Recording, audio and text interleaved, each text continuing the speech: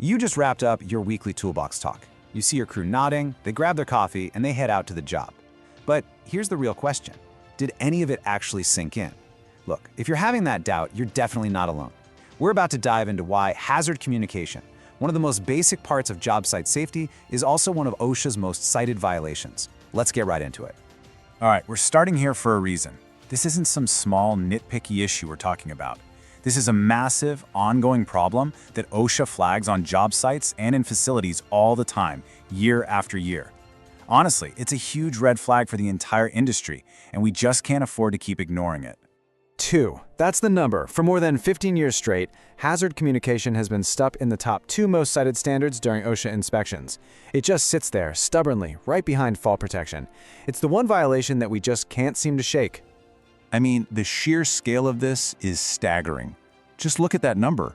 Over 2,500 citations for HazCom in a single year. And this isn't just a construction problem or a manufacturing problem. No way. It cuts across every single industry that uses chemicals, from something as simple as cleaning supplies to heavy-duty industrial solvents. So, what's the deal? Why does this keep happening? We all have the binders, the labels, the safety data sheets. The failure isn't in the paperwork itself. The real failure, it's in the huge gap between what's written on paper and what's actually understood by your people out on the floor. This quote right here, man, it just says it all. And it comes straight from OSHA's own inspection findings. You know the scene. An inspector walks onto your site, asks a worker about the chemical they're using, and just gets a blank stare in return. The SDS might be 10 feet away, but if that information isn't in the worker's head, it's completely useless. Just think about your own job site for a second, right now. Where's your SDS binder? Is it locked up in your truck? What about those spray bottles and random jugs? Are they actually labeled with what's inside? Does your crew even know a written HazCom program exists? These are those small, everyday things that seem minor, but they create huge risks and lead directly to citations. And those gaps, they have real painful costs. An employee getting hurt from a chemical exposure isn't just a tragedy, it's a workers' comp claim that's going to drive up your insurance premiums. OSHA fines, they can hit thousands of dollars in a heartbeat. And a stop work order, that can absolutely destroy your project timeline and budget. This isn't just about checking a box for compliance, it's about protecting your people and your business. Okay, enough about the problem. Let's talk about the solution. And it all starts by thinking about this whole thing differently. This isn't just another OSHA rule you have to follow. It's about a fundamental right that every single one of your workers has. This is the absolute heart of it, the right to know. Your job as a leader isn't just to have the information somewhere, it's to make sure your crew knows it, that they genuinely understand the dangers and know exactly how to stay safe. As soon as you see it as their right, your responsibility becomes crystal clear. So how do you build a program that actually works? Well, OSHA breaks it down into 4 key pillars. First, you've got to classify the hazards. Second, you make sure every single container is clearly labeled.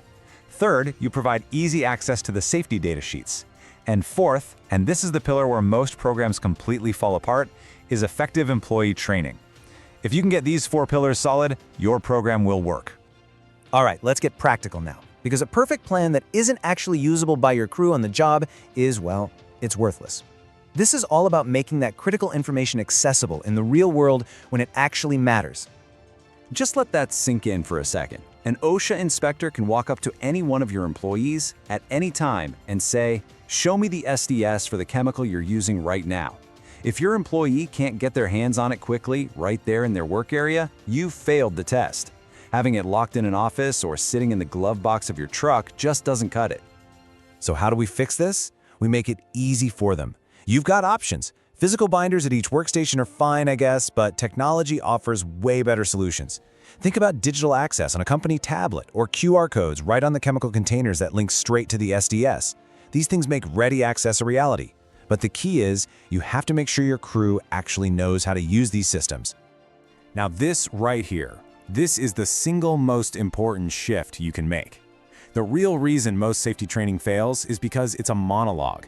A supervisor stands there, reads from a piece of paper for 10 minutes, and the whole crew just tunes out. We have to stop the monologue and start a dialogue. This chart says it all, doesn't it? The old way is totally passive. Here's a handout, I'm going to read from a script, snooze. The effective way is active. It's about creating an atmosphere where your workers feel safe enough to ask questions. It's about grabbing a can of paint from your job site as an example, and then checking to make sure they actually get it. This is such a simple but incredibly powerful change. Next time, instead of telling them the SDS is in the gang box, ask one of them, "Hey Joe, can you go grab it for me?" Instead of telling them what PPE to wear, hold up a can and ask the group, "What does the label say we need for this?" This confirms they actually know in a way that lecturing never ever will. For your next Toolbox talk, just keep it simple. Remember these 3 rules. 1. Keep it short, 5–10 minutes tops. Nobody's attention span is longer than that. 2. Make it participatory. Ask questions, get them involved. And 3. Keep it simple. No jargon, no complicated stuff, just straight talk. That's how you deliver a talk people actually remember. Okay, so we've covered the what and the why. Now let's get down to the how. This is your action plan. 4 simple steps you can take, literally today, to start closing those gaps in your program before your next shift even starts. Here's what you can do. First, pull out your written plan. Does it even exist? Is it current? Second, go verify that SDS access. Seriously, time one of your crew members. Can they find a specific SDS in under 30 seconds? Third, do a walk around and check every single container label, especially those unlabeled spray bottles and transfer jugs we're all guilty of. And fourth, and this is the most important one, ask your crew. Do a few spot checks. Their answers will tell you exactly where your real training gaps are. And at the end of the day, that's what this is all about.